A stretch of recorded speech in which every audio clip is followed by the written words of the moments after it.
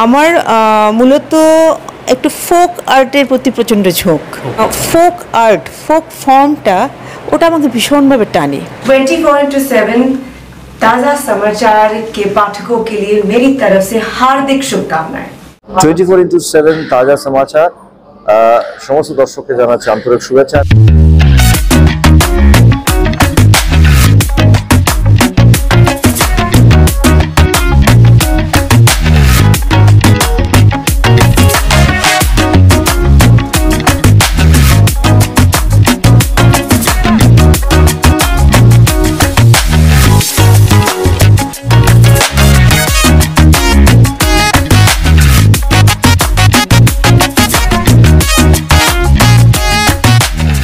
Exclusive jewelry collection DTC London द्वारा best showroom award winner RR Agarwal jewellers, Kolkata Jaipur के बाद अब रौरकेला में भी RR अग्रवाल ज्वेलर्स, रिश्ता भरोसे का।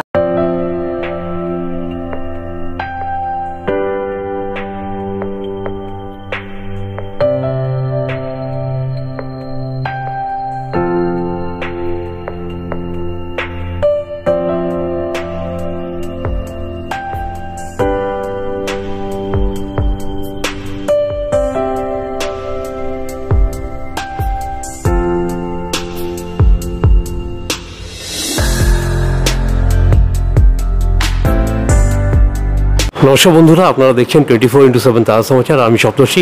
বন্ধুরা, আজকে আমাদের মধ্যে রয়েছে বিশ্ববিখ্যাত পেন্টার নান আদার দেন মণিকণা উপাধ্যায়। আপনারা সবাই ওনাকে চেনেন। আজকে আমরা ওনার জার্নিটা একটু জেনে নেব, কেননা প্রথমবার আমি ওনার ইন্টারভিউ করছি। আগে হ্যাঁ, মণিকণা, প্রথমে তো অনেক অনেক সাধুবাদ যে একটা মেয়ে হয়ে তুমি এত দূর এগিয়েছো। নমস্কার। আমার জার্নি বলতে গেলে প্রথমেই আমাকে একটু শুরুর থেকেই বলতে হয় যে আমি ছোটোবেলায় পড়াশোনার সঙ্গে সঙ্গেই নাচ শেখা, আঁকা শেখা সেগুলি শুরু করেছিলাম। কারণ আমাদের সময়ে কিন্তু নাচ বা আঁকা নিয়ে কিছু একটা প্রফেশন হতে পারে সেরকম কিন্তু এনকারেজ তখন কেউ করতো না। তখন বলতো যে তুমি পড়াশোনা করবে, পড়াশোনার সঙ্গে পাশাপাশি এগুলো করবে। তো যথারীতি আমার ক্ষেত্রে সেটাই ছিল। তো আমি মূলত জীবন বিজ্ঞানের ছাত্রী, অনার্স করেছি জুলজিতে এবং মাস্টার্স করেছি লাইফ সায়েন্সে। এরপর 1996, তবে ওর পাশাপাশি কিন্তু আমার নাচ শেখা, ছবি আঁকা এগুলো চলছিল, কিন্তু মূলত মাথায় ছিল যে আমি মানে বড় হয়ে যে জীবন বিজ্ঞানের অধ্যাপিকা হব, আর ভালোবাসার টানে ছবি আঁকা এগুলো করতাম এবং নাচের প্রোগ্রাম করতাম, এদিক সেদিক ফাংশন করে সেগুলো করতাম। তারপর আমি বালিগঞ্জ সায়েন্স কলেজে পিএইচডির জন্য চান্স পাই এবং সেখানে ওই যে মাস্টার্স আর পিএইচডির মাঝের যে গ্যাপটা, ওই সময়তে পেপারে একটা অ্যাড বেরোলো তখন 1996 যে government art, Tripura government art কলেজে সার্টিফিকেট কোর্সের জন্য, সেটা 1 ইয়ারের। তো সেটা অ্যাপ্লাই করে দিলাম, ভাবলাম বসে আছি, অ্যাপ্লাই করে দিলাম। হ্যাঁ, তো সেই কোর্সটা চলতে লাগলো। তারই মধ্যে বালিগঞ্জ সায়েন্স কলেজে চান্স পেয়ে গেলাম এবং সেটা যেহেতু শুরু করেছিলাম শেষও করলাম এবং বালিগঞ্জ সায়েন্স কলেজে পিএইচডি শুরু করলাম। তো এবং তখনই আমার মানে বিবাহ সূত্রে আমার কলকাতায়ও আসা আর কি। এটা কোন সাল হবে? 1997। তারপর যেটা হয় যে আফটার ম্যারেজ, এই যে আপনি বললেন যে একজন মেয়ে হয়ে জার্নিটা খুব সহজ ছিল না, এখান থেকেই কিন্তু এতদিন পর্যন্ত কিন্তু মেয়ে হিসেবে জার্নিটা খুব সহজই ছিল। মানে আমি ব্যক্তিগতভাবে বলবো যে মেয়েরা যতদিন পিতৃগৃহে থাকে তখন কিন্তু মেয়েদের জার্নিটা খুবই সহজ, কারণ তখন ওই নিজের কাজটুকু ছাড়া অন্য কিছু ভাবতে হয় না, চিন্তা করতে হয় না, শুধু মানে ছাত্র জীবনে কি করব সেটা নিয়েই শুধু ভাবনা।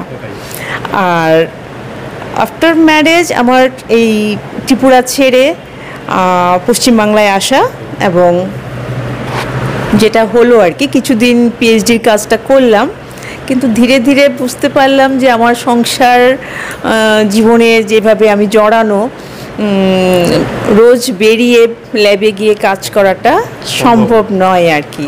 আর যেহেতু আমি সায়েন্সের ওপরে কাজ করছিলাম, তো ল্যাবরেটরিতে অনেকটা সময়ই দিতে হতো, তো সেই সময় সেটা সম্ভব ছিল না। তো যথারীতি গৃহবন্দী, কিন্তু ছোটোবেলার থেকেই তো দু চোখে অনেক স্বপ্ন যে গৃহবন্দী অবস্থায় থাকাটা ঠিক, মানে পরিস্থিতির জন্য থাকা, কিন্তু মনের পাখি তো উঠছে যে আমাকে কিছুটা করতে হবে, আমার আইডেন্টিটি তৈরি করতে হবে। আর যে মেয়েটা অনার্সে ফার্স্ট ক্লাস পেয়েছে, এমএসসিতে ফার্স্ট ক্লাস পেয়েছে, তো নিশ্চয় তার চোখে তো অনেক স্বপ্ন। যখন পিএইচডিটা ছাড়তে হলো তখন সত্যি খুব কষ্ট হয়েছিল, মানে সবারই হয়তো হয়, আমারও হয়েছিল। কিন্তু তখন ভাবলাম যে না, ঘরে বসেই তো করতে হবে, কারণ আমাকে ল্যাবে গিয়ে কাজ করাটা সম্ভব নয়।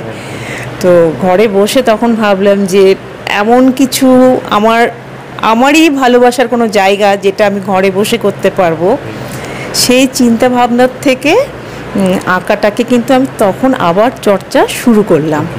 তখন 1998, 99 ওই সময়টা।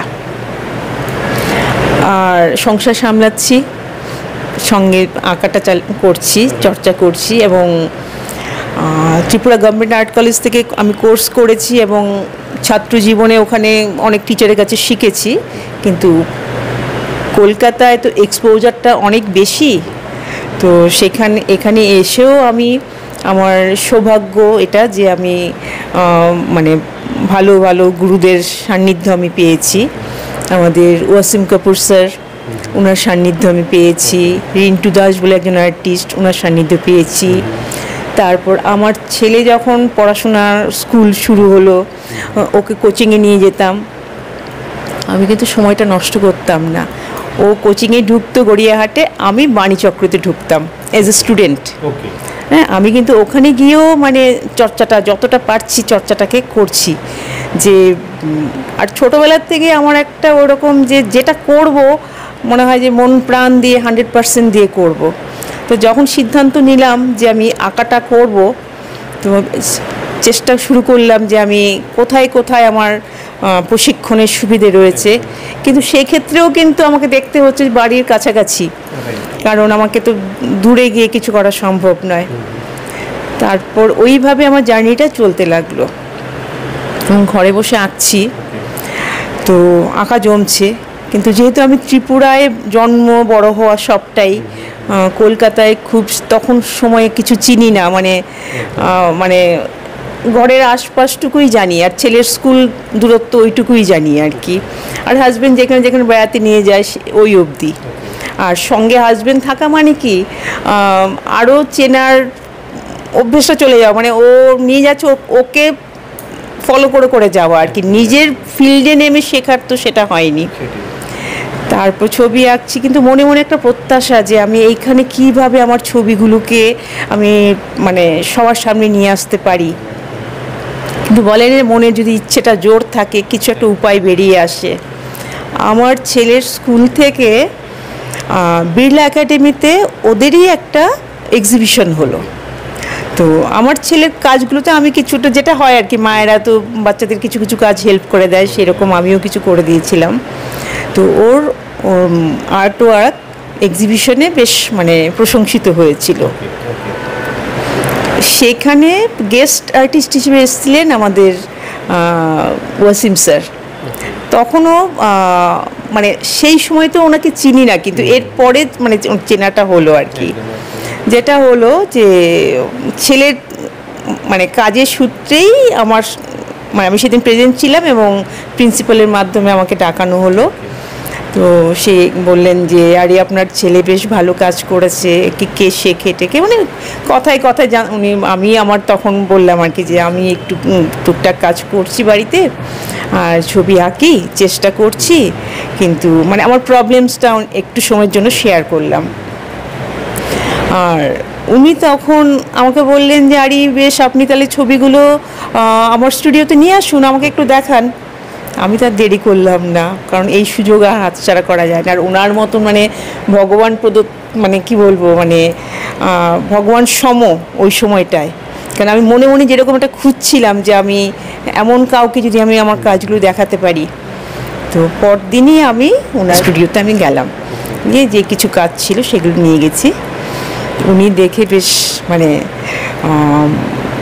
ভালো বললেন আর কি, এবং বললেন যে আপনি কিন্তু চালিয়ে যান কাজটা, খুব ভরসা দিলেন যে আপনি কাজটা করুন, মানে ভরসা যে উৎসাহ দিলেন যে আপনি করুন, কাজ করুন,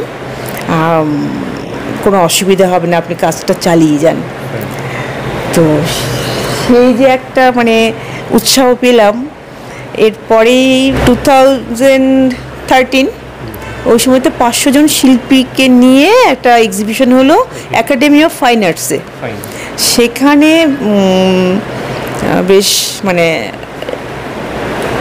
সমস্ত বড় বড় শিল্পীদের আঁকার মাঝে আমার আঁকাও সেবারে স্থান পেল, এবং সেটা দিয়েই আমার জার্নিটা শুরু হলো আর কি।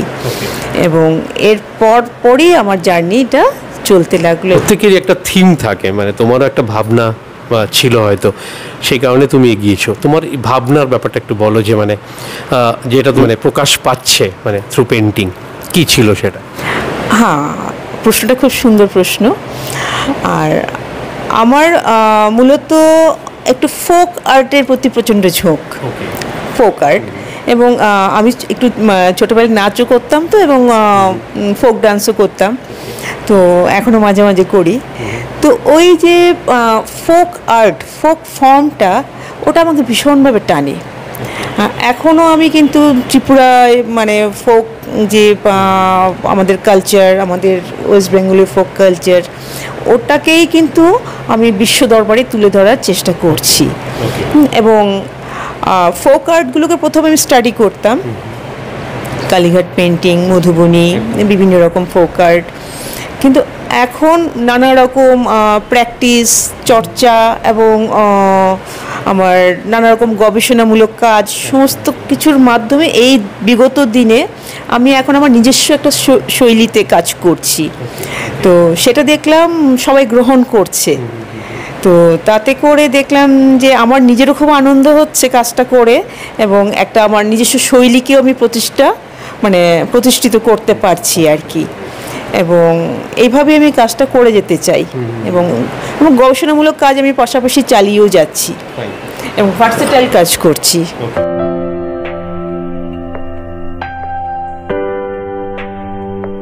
নমস্কার, আমি ঋতুপর্ণা সেনগুপ্তা। 24/7 তাজা সমাচারের জন্য রইল আমার অনেক অনেক শুভেচ্ছা, ভালোবাসা। All the best. 24/7 তাজা সমাচারকে আমার তরফ থেকে অল দ্য বেস্ট।